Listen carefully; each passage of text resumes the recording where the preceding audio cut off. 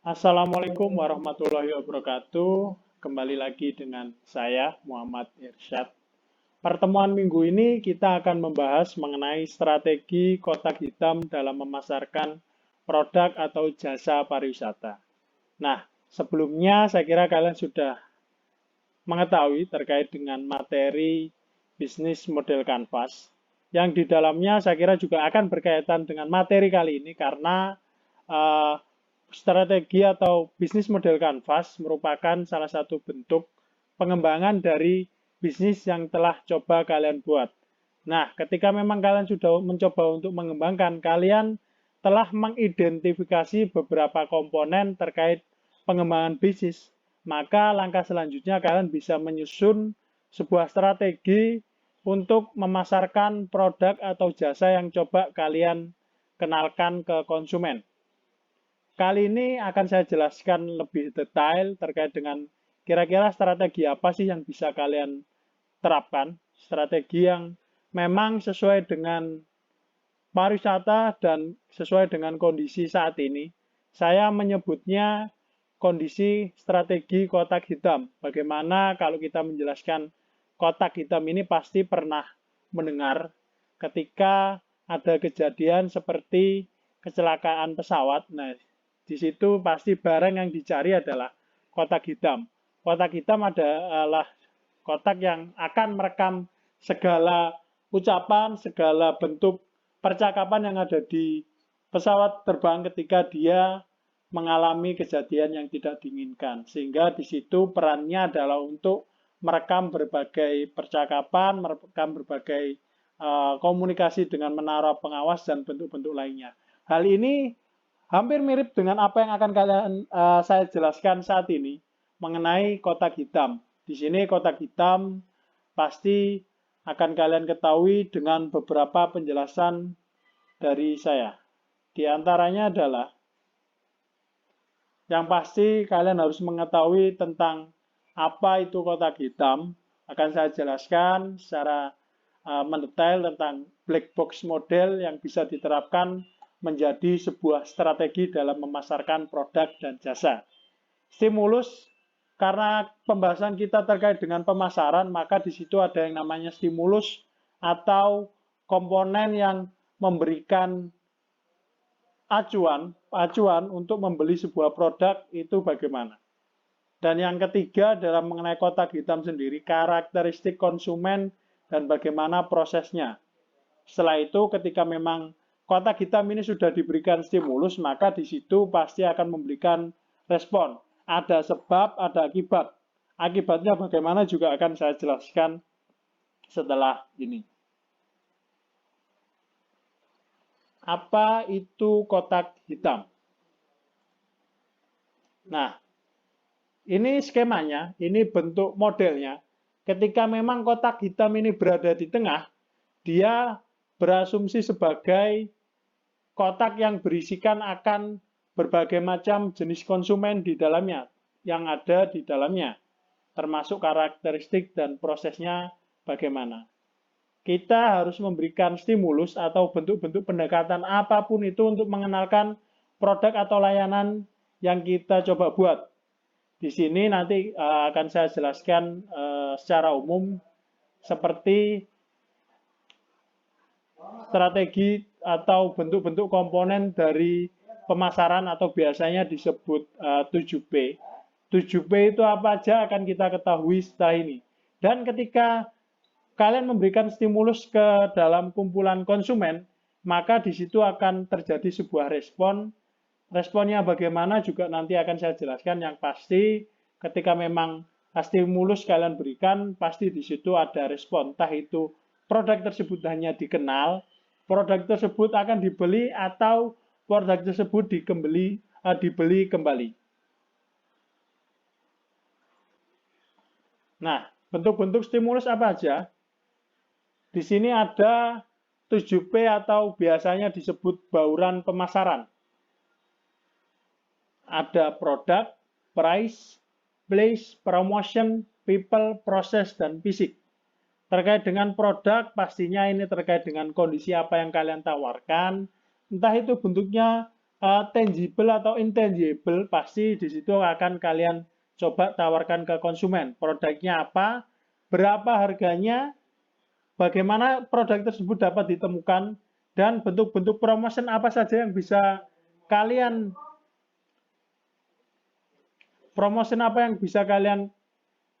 terapkan, siapa yang menjual produk tersebut, dan bagaimana proses hingga di akhir ada pada physical.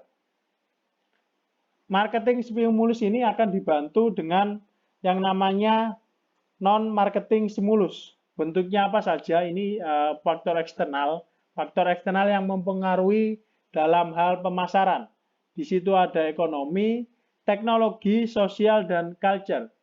Terkait dengan ekonomi berarti bagaimana kondisi saat ini secara makro atau secara keseluruhan, terkait dengan daya beli, terkait dengan kemampuan orang untuk membeli produk tersebut, dan kondisi ekonomi nasional, entah itu nasional atau secara kewilayahan, yang pasti itu akan disesuaikan dengan jangkauan pasar kalian. Teknologi, pemanfaatan digital, karena sekarang memasuki era digitalisasi, pemudahan penawaran produk juga sangat mudah melalui aspek digital, maka di situ kalian juga harus memanfaatkan sebesar-besarnya untuk menjangkau semakin luas pasar tersebut. Ada aspek sosial, bagaimana aspek sosial ini menjadi kebutuhan juga karena hasil dari interaksi, hasil dari bentuk-bentuk sosial juga akan berpengaruh. Kemudian dari aspek sosial ini akan menimbulkan sebuah dampak berupa budaya, karena budaya ini juga akan menjelaskan mengenai bagaimana kemampuan orang membeli dan apa yang menjadi kebutuhannya akan dijelaskan secara detail di sini.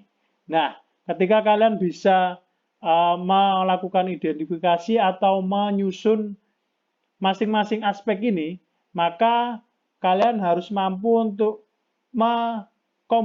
mengkombinasikannya dengan beberapa aspek yang ada. Ketika memang tersebut produknya contohnya adalah layanan, maka kalian harus bisa menentukan harganya berapa, terus tempat penjualannya melalui apa, dan bentuk-bentuk promotion apa yang digunakan, sehingga di sini akan menjadi rangkaian sebuah strategi, akan menjadi sebuah stimulus untuk mempengaruhi kondisi yang ada di dalam kotak hitam atau konsumen yang ada di dalamnya apa saja. Nah, masuk ke kondisi selanjutnya, isi dari kotak hitam itu apa saja akan saya jelaskan. Nah, yang pertama ada buyer karakteristik, pembeli, karakteristik pembeli. Di sini ada budaya, sosial, personal, dan psikologis. Yang memang ketika kita berbicara mengenai konsumen, pasti itu terdiri dari beberapa aspek yang bisa saya jelaskan hanya 4. Dan nanti akan coba saya tambahkan lagi terkait dengan budaya, sosial, personal, dan psikologis ini bagaimana. Silahkan bisa mengikuti materi ini. Terkait dengan budaya, budaya ini dapat dijelaskan menjadi 3 hal. Karena budaya merupakan dari hasil cipta, rasa, dan karsa manusia. Ketika memang dari hasil interaksi manusia tersebut menimbulkan sebuah budaya, maka di situ kalian harus wajib untuk mengetahui budaya kira-kira di wilayah tersebut bagaimana. Nilai pengetahuan, kepercayaan, mitos, bahasa, adat istiadat, ritual, dan tradisi yang mengatur manusia.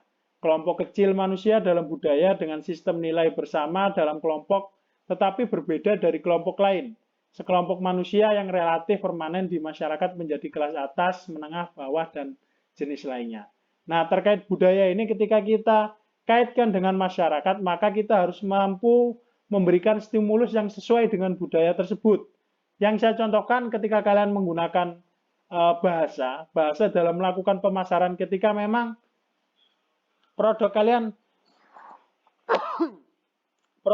spesifik ke wilayah tertentu, misalnya kalian menggunakan bahasa pemasaran menggunakan bahasa Sunda, bahasa Jawa, atau bahasa-bahasa yang lain, maka saya kira di situ menjadi salah satu contoh aspek budaya yang bisa kalian gunakan. Bagaimana kalian mengambil respon dari karakteristik tersebut, sehingga kalian akan lebih diketahui, oh ya ternyata produk ini cinta akan budaya karena memang menggunakan bahasa lokal, menggunakan desain lokal misalnya, Nah, di situ bisa kalian terapkan ketika memang kalian menargetkan suatu budaya tertentu dalam produk yang coba kalian tawarkan. Yang kedua, ada sosial. Sosial ini lebih ke interaksi antar manusia, pengaruh terjadi dalam keluarga disebut sosialisasi. Beberapa keputusan didominasi oleh beberapa orang, siklus kehidupan keluarga, dan lain-lain. Kelompok formal dan informal yang mempengaruhi perilaku, kelompok keanggotaan atau aspirasional, kelompok berfungsi sebagai sumber informasi, mempengaruhi persepsi, dan lain-lain.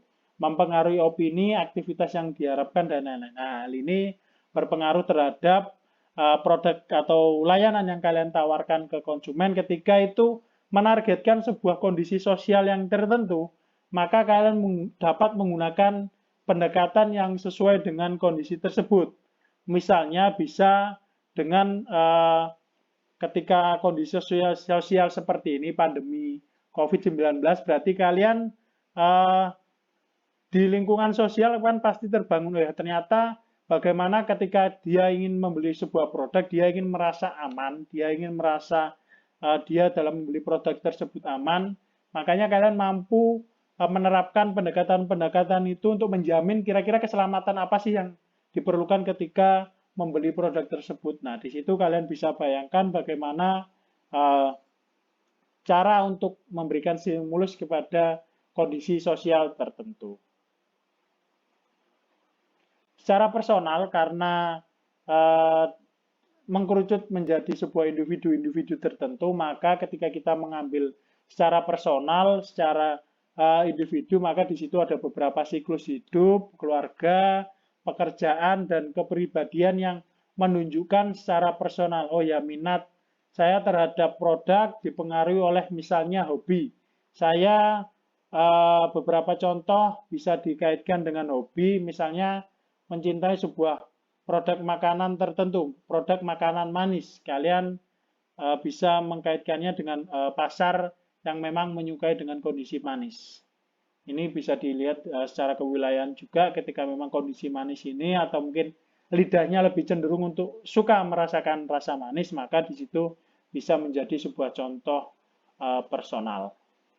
Secara psikologis, perubahan perilaku yang relatif permanen sebagai hasil dari pengalaman seseorang, pembelajaran dapat berdasarkan pengalaman langsung atau tidak langsung. Dorongan untuk bertindak memenuhi tujuan atau memenuhi kebutuhan, pemikiran yang dipegang seseorang tentang sesuatu. Nah, ini terkait dengan hasil pemikiran atau secara psikologis yang akan dapat teridentifikasi ketika kita mengetahui ternyata aspek psikologis ini juga akan berpengaruh. Bagaimana pengaruhnya? Bisa kita lihat dengan karena kita pariwisata, karena kita berada di program studi pariwisata, saya contohkan identified 7 type of tourist. 7 jenis tipe wisatawan. Di sini ada explore, elite, offbeat, unusual, karakter, mass, sama incipient. Ini bisa dilihat, explorer, berarti kelompok kecil yang melakukan perjalanan, pelancong. Nah, ini ketika memang kalian mampu mengidentifikasikannya menjadi beberapa kelompok, maka ketika kalian melakukan pendekatan dengan cara tertentu, maka kalian akan mengetahui bagaimana cara untuk mengenalkan produk atau layanan yang kalian buat. Nah, secara geografis ini berdasarkan kewilayahan, ketika kita berbicara mengenai kewilayahan, kita sudah sangat detail berapa luas jangkauan dari produk kita, dan bagaimana kita menargetkan ke produk ke wilayah tersebut untuk mengenal produk yang kita gunakan. Misalnya berbeda dengan budaya kita, berarti kita bisa mendekatkan dengan cara budaya ketika memang produk tersebut menjadi kebutuhan masyarakat dengan wilayah tertentu, misalnya yang berada di pegunungan, berarti dia membutuhkan produk-produk yang kaitannya dengan kehidupan sehari-hari, dengan wilayah yang dingin, apa saja kebutuhannya, di situ berarti kalian bisa memenuhi akan keinginan konsumen. Nah, secara demografis bisa saya klasifikasikan beberapa siklus hidup dari seorang individu yang masuk di tahap anak-anak, remaja, dewasa muda, pasangan muda dengan anak, keluarga yang sedang tumbuh, empty nester, lansia. Nah, ini ketika memang produk kalian ini sebenarnya sesuai di golongan siklus hidup yang mana sih? Ketika memang di situ kalian menargetkan secara keseluruhan, berarti kalian harus menjelaskannya menjadi lebih detail atau ke targeting. Ketika memang target dari segmentasi ternyata menghasilkan sebuah identifikasi keseluruhan, maka targeting kalian harus memilih beberapa yang akan menjadi fokus dari pemasaran.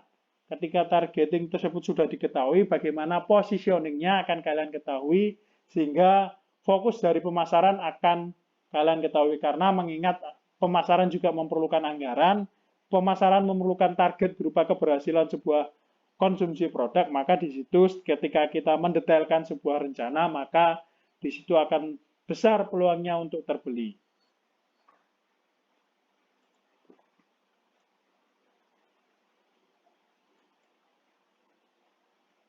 Nah, ini secara perilaku mengkelompokkan konsumen berdasarkan hubungannya dengan produk tertentu. Ditujukan kepada pengguna reguler untuk meningkatkan loyalitas terhadap produk dan membuat orang lebih antusias membeli produk. Hotel atau maskapai menekankan kualitas layanan, operator tur murah, maskapai penerbangan, dan jaringan hotel mempromosikan layanan kepada konsumen yang mencari manfaat utamanya adalah ekonomi. Nah, ini terkait dengan pribadi masing-masing karena ini secara sifat.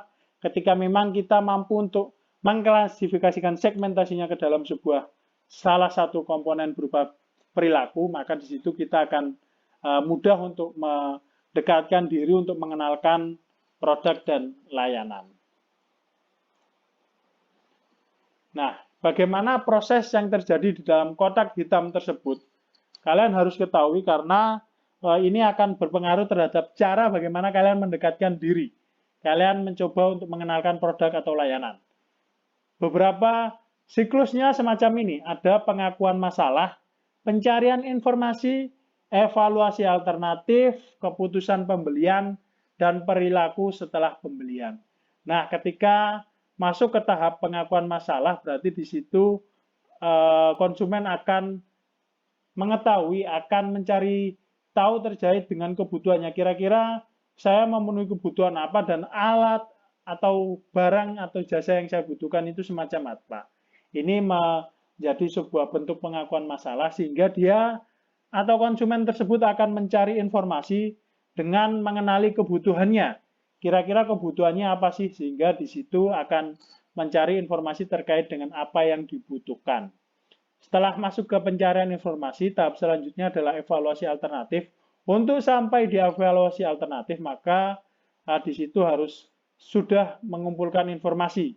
Ketika informasi hanya dicari, kebutuhannya dikenali, langkah selanjutnya adalah mengumpulkan informasi. Ketika evaluasi, berarti di situ akan ada seleksi. Kira-kira ketika memang sudah menemukan produk yang sama, berarti di situ akan terjadi sebuah seleksi. Produk yang memang paling sesuai dan berdasarkan yang saya sebutkan tadi terkait dengan aspek demografi, behavioristik, psikografis, dan lain-lain akan ada kondisinya ada di sini. Setelah melakukan evaluasi akan membentuk sebuah niat untuk membeli produk tersebut, sehingga akan menjadi sebuah keputusan untuk melakukan pembelian. Bagaimana produk ini dibeli dan bagaimana cara produk tersebut mudah didapatkan, inilah menjadi PR, inilah menjadi strategi yang harus kita susun. Sehingga niat pembeli untuk pembelian ini terbentuk akan semakin tinggi. Ketika sudah dibeli, maka yang terjadi adalah pemilihan produk tertentu. Setelah produk tersebut dibeli, apakah ada evaluasi? Ya, pasti ada. Setelah dia merasakan produknya, kira-kira responnya bisa kita klasifikasikan berdasarkan dua, positif atau negatif. Ketika positif, apakah dia akan kembali? Belum tentu. Bagaimana cara kita untuk memastikan bahwa ketika yang respon positif itu mampu membeli produk kita? Dengan berbagai cara yang bisa kita tawarkan. Nah, ini bisa saya jelaskan lebih detail lagi. Pengakuan masalah hingga kebutuhan dikenali. Tahap pertama, seseorang mengakui bahwa ada masalah atau kebutuhan untuk diketahui. Keadaan aktual, masalah telah muncul, dan yang lain-lain. Ini hampir sama. Seperti yang saya jelaskan, sudah saya rangkum. Sehingga ini Ketika kalian akan membaca ini, kalian akan lebih mengetahui ternyata apa yang harus kalian lakukan untuk misalnya meningkatkan pencarian informasi ke produk yang kalian buat. Bagaimana caranya, ini harus bisa kita selesaikan sehingga di situ dari pernyataan-pernyataan ini akan membantu memudahkan kalian untuk memasarkan produk tersebut. Nah, ini seperti yang saya sebutkan, wujudnya berupa perasaan netralis, apakah puas atau tidak, puas membeli lagi atau tidak, ini tergantung penetrasi yang kita gunakan. Nah, ternyata perilaku konsumen dalam pariwisata ini sangat kompleks. Bagaimana konsumen ini mampu dikenali, mampu untuk mencari informasi tersebut, kondisinya seperti apa, ternyata kompleks sekali. Ada beberapa aspek di dalamnya. Yang pertama ada keterlibatan tinggi dalam keputusan pembelian, sangat dipengaruhi oleh orang lain, keputusan jangka panjang, penyediaan produk pariwisata, signifikasi yang cukup emosional, pencarian informasi tingkat tinggi, dan tingkat ketidakamanan yang tinggi. Nah, ini masing-masing komponen harus kalian pahami sehingga ketika memang di sini ada aspek keterlibatan tinggi dalam keputusan pembelian, berarti di sini maksudnya adalah keterlibatan tinggi dalam keputusan pembelian, yaitu ketika kita ingin membeli sebuah produk, berarti di situ kita akan melibatkan diri kita sendiri secara tinggi. Entah itu dalam mencari informasi, kita akan mencari informasi sedetail mungkin mengenai produk tersebut, bagaimana review produk tersebut, enak atau tidak, pastinya akan menjadi sebuah aspek di mana di situ disebut keterlibatan tinggi. Sangat dipengaruhi oleh orang lain, kaitannya adalah dengan review. Ketika memang kita mencari sebuah produk, kita belum mengenal tokonya, kita belum tahu barangnya, kita akan melihat review dari orang lain. Kira-kira condongnya lebih ke positif atau negatif, berapa jumlah yang membeli dan yang lain. Nah, ini akan berpengaruh terhadap produk tersebut. Keputusan jangka panjang pastinya akan berpengaruh terhadap jangkauan setelah produk tersebut dibeli sehingga produk tersebut mampu untuk dikonsumsi kembali.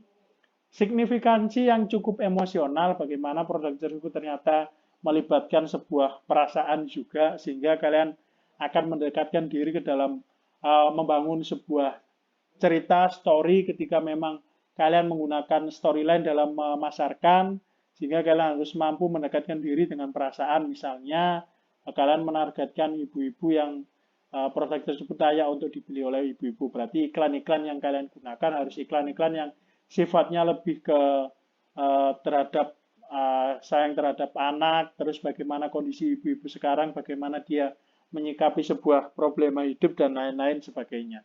Penyedia produk pariwisata, pencarian informasinya tingkat tinggi sekali, karena memang ketersediaan informasi sekarang sangat mudah, sehingga saya kira di situ bisa kalian menyajikan informasi ke produk atau layanan dengan jelas.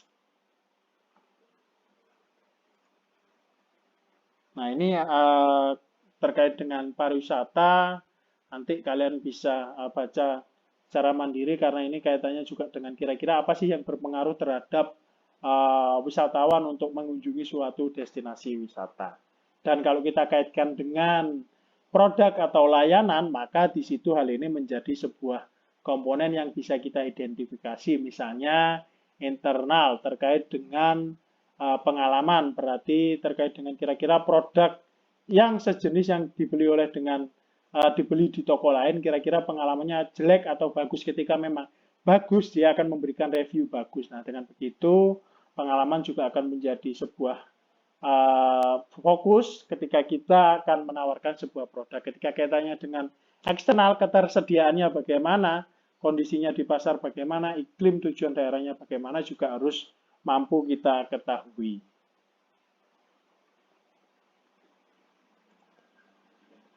Nah, ini yang terakhir, pembahasan terakhir terkait dengan respon yang diberikan oleh pembeli setelah melakukan pembelian dan bentuknya bagaimana akan saya jelaskan. Responnya yang pertama adalah secara sikap, ada kognitif, afektif, behavior, dan selanjutnya ada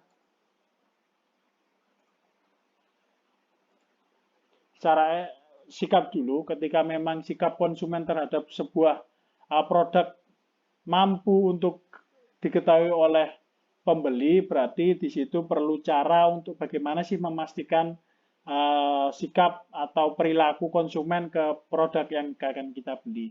Ketika itu dikaitkan dengan layanan, saya kira maka di situ perlu yang namanya pendekatan bagaimana cara untuk mengetahuinya.